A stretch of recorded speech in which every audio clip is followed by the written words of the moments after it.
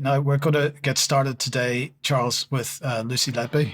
We are. This follows Brian's report from Monday's News, which, if you've not yet seen, I would really encourage you to do so, in which he focused on the expert evidence provided for the prosecution by Dr. Dewi Evans. Now, yesterday in London, David Davis chaired a press conference which was to present the findings of an international expert panel that was convened by Dr. Shu Lee. Now, the panel included 14 neonatologists who were not known to one another. They examined all the evidence blind, two at a time, so there was no sort of compromise to the system. Now, in order to give an idea of the backdrop to this and the establishment bias in the conviction of Lucy Letby, I'm going to show a short clip from Good Morning Britain yesterday when the barrister for the defence, Mark MacDonald KC, was invited to speak about the press conference that was going to be happening in the afternoon.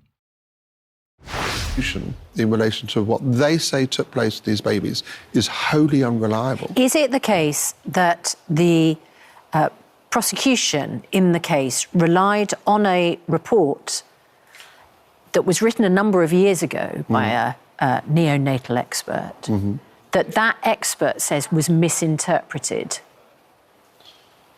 We're referring to the prosecution expert. Yeah. He wasn't a neonatologist, he was a paediatrician. Sorry, I'm not talking... Dr. Shu Lee's report from 50 years I'm sorry, I've misunderstood your question. Yes, you're right. Dr. Shu Lee had written a paper some 30 years previously in relation to air embolism and how you can identify that air embolism is there in a particular Which was seen as the cause of death in these babies. Yeah, and he has said publicly they totally misused his research. And in fact, he's done a full literature review now and said that what was presented before the jury in relation to a particular symptom was wrong. And he's appearing with you today? Yes, no, what he has done is he has contacted 14 leading neonatologists across the world in Tokyo, Sweden, Germany, Harvard.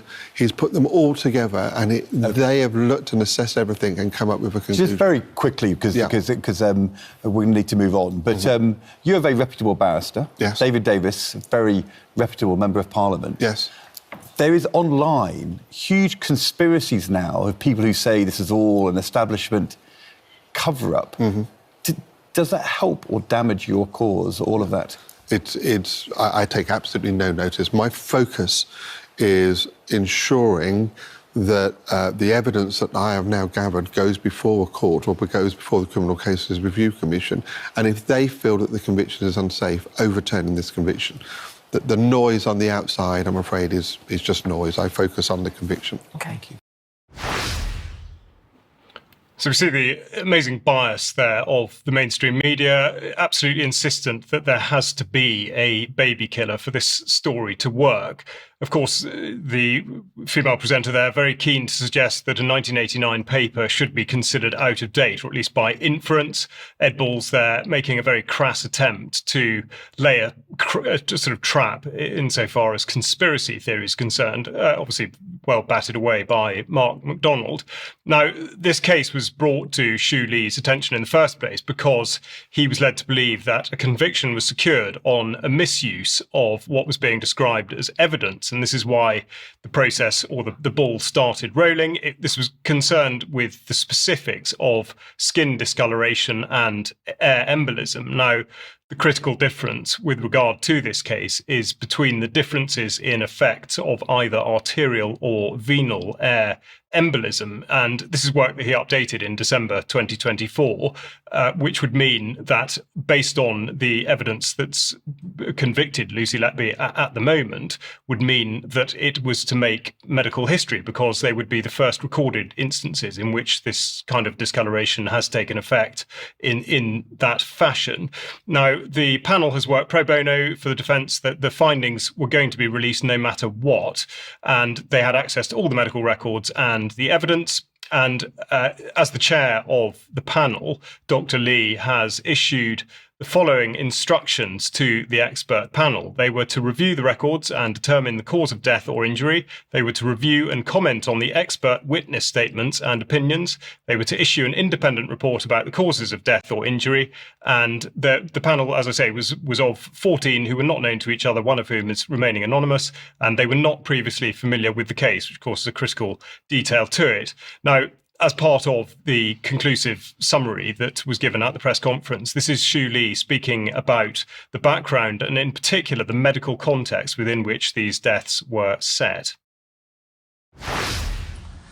So just to summarize all the findings we had in terms of the medical problems that we are seeing at this hospital, we found that the medical histories were incomplete. There was a failure to consider the obstetric history. There was disregard for surveillance warnings about bacterial colonization. There was misdiagnosis of diseases in these babies. They were caring for babies that were probably beyond their expected ability or designated level of care. There were unsafe delays in diagnosis and treatment of acutely ill patients. There were poor skills at resuscitation and intubation. There was poor supervision of junior doctors in procedures like intubation. There were poor skills in basic medical procedures like insertion of chest tubes.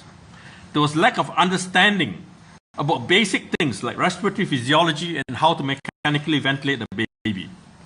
There was poor management of common neonatal conditions like hypoglycemia. There was lack of knowledge about commonly used equipment in the NICU like Neopath and capnograph. There was failure to protect infants who were at risk, for example, hemophilia, from trauma during intubation.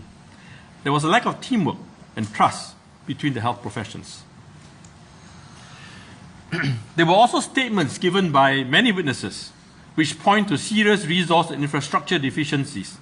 And these specific concerns that were expressed by individuals include inadequate numbers of appropriately trained personnel in the unit, lack of training for assigned nursing roles, inadequate staffing and workload overload, poor plumbing and drainage resulting in the need for intensive cleaning in the unit.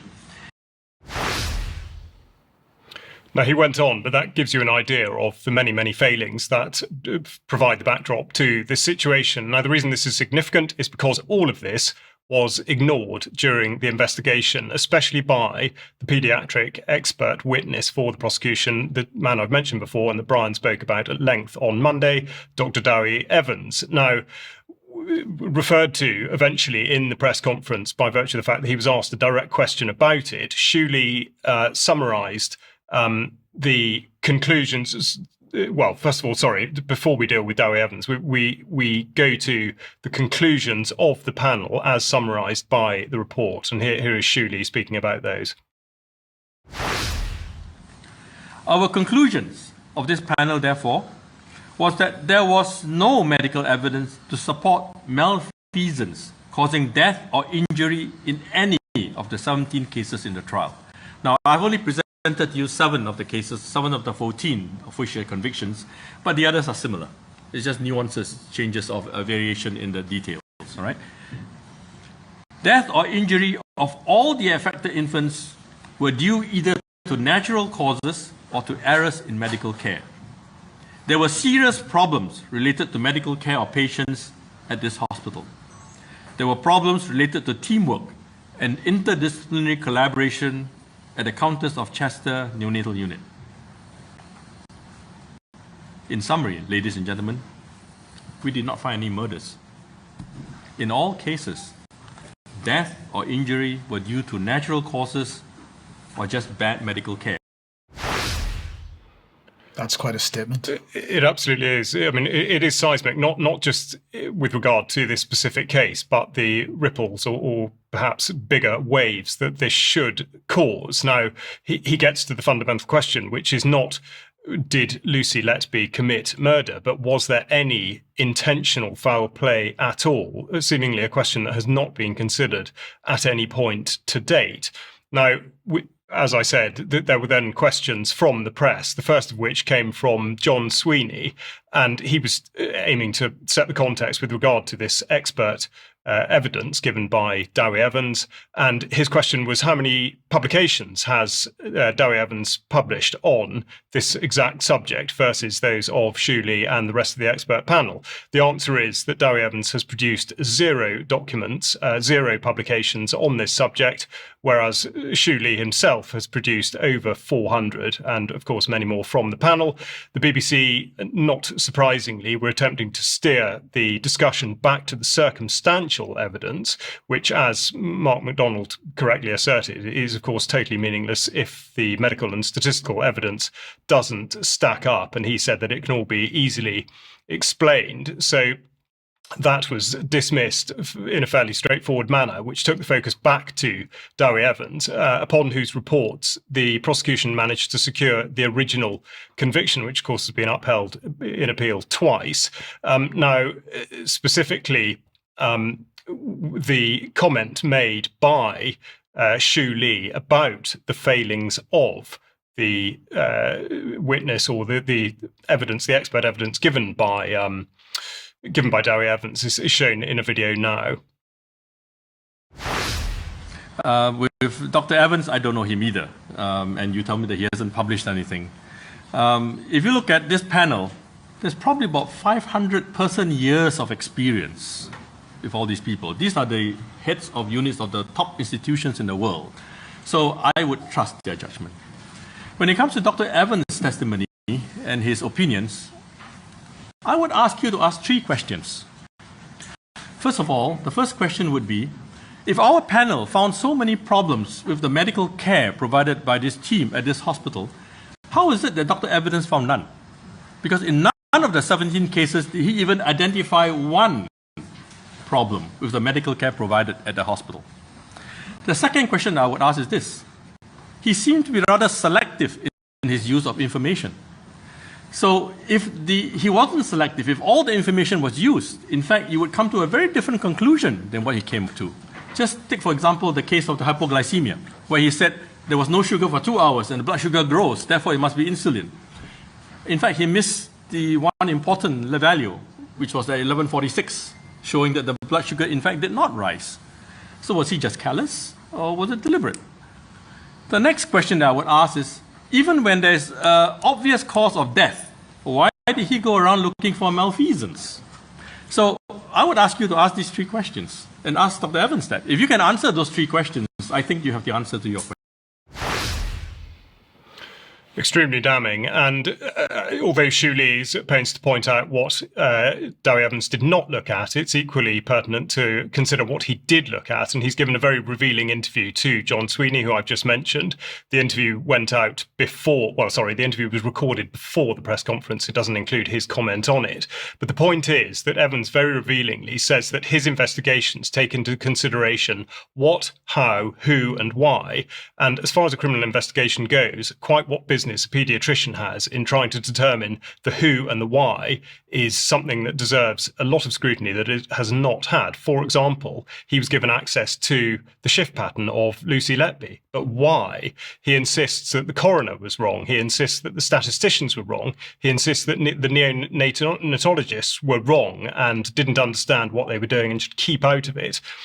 It turns out also in this interview that he absolutely does not understand what circumstantial evidence means, and that there is still no direct evidence of murder, let alone murder by Lucy Letby. He also attempts to argue it both ways. He talks about the coroner not picking up on what he describes as a statistical anomaly in that the Countess of Chester Hospital was producing more neonatal deaths than it should have been. And then in the next breath, he goes on to talk about the national statistics on the neonatal ward, which he dismisses completely. And of course, this is where we go to the Thirlwall Inquiry, which is just wrapping up at the moment, and we look at the focus on, first of all, on murder of babies and not deaths. So it compromises the scope of the inquiry completely. Further confirmation bias, but of note here is the testimony of Sir David Spiegelhalter, Emeritus Professor of Statistics at Cambridge University, and he said that the mortality rate in 2015 and 2016 was only 10% higher than average for neonatal units with similar birth rates.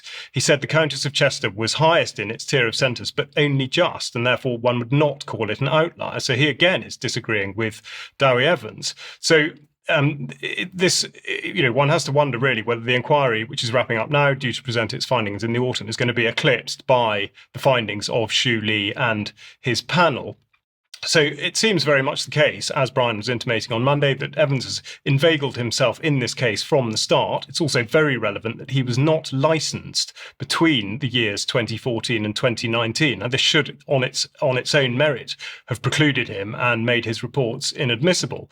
He took 10 minutes just to decide that murder was the basis of these deaths. He's seemingly obsessed with the fact that there is a baby killer and is also very keen to put forward his track record of securing convictions for the prosecution. And it's quite clear that the police should have involved neonatologists and pathologists well before this went anywhere near the Crown Prosecution Service. Now, David Davis also was keen to point out that the Criminal Evidence Bill from 2011, which was put forward by the Law Commission, was rejected by the Ministry of Justice in 2013, which could have avoided all this because, of course, it was specifically dealing with what may or may not constitute expert evidence. So the next step is to go to the Criminal Cases Review Commission. Mark MacDonald remains optimistic that that can be sped up, although it is known to take up to 10 years to be something to be referred back to the Court of Appeal, but all the materials prepared. Davis summarised really by saying that in addition to it being an enormous miscarriage of justice, it's a failure of the NHS when asked to mark its own homework. And of course, with it being such a highly emotive subject, eyes are now on how the story may be exploited from here, whether or not it gets overturned. So conveniently for the NHS now, having Lucy Letby as a scapegoat enables them to shift the focus about all sorts of things, not least by submitting an apparent apology for the situation surrounding the killer, Valdo Calocane, who was meant to be medicated but then wasn't. So the timing of that seems very coincidental. This could be a further push for juryless trials, as though the jurors do not understand these sorts of things. Also, whether there's a suggestion that AI might be used in future in order to process large amounts of data and take out what might be described as emotion or bias. Or, of course, the focus could shift to the NHS and the pharmaceutical industry. Why were babies being born in such a vulnerable condition in the first place? And how was that being managed? How is that being managed? So all of this supports the hypothesis that this appears to have been reverse engineered, taking the point of view that there was a murderer and how would he or she be found. But what I would encourage you to do is to listen to the interview that John Sweeney did conduct in order to get a sense of the self-centeredness and the sort of bias of Dr. Dewi Evans. Now, the UK column, of course, will follow the process of the criminal case review. And with equal importance, how this story is wielded to reform both the Criminal Justice Service and the NHS, to name but two. Now, it's an enormous amount of material, which I've covered, so my apologies for squeezing it into that period of time. But there'll be much more of this on Extra. Thank you, Charles.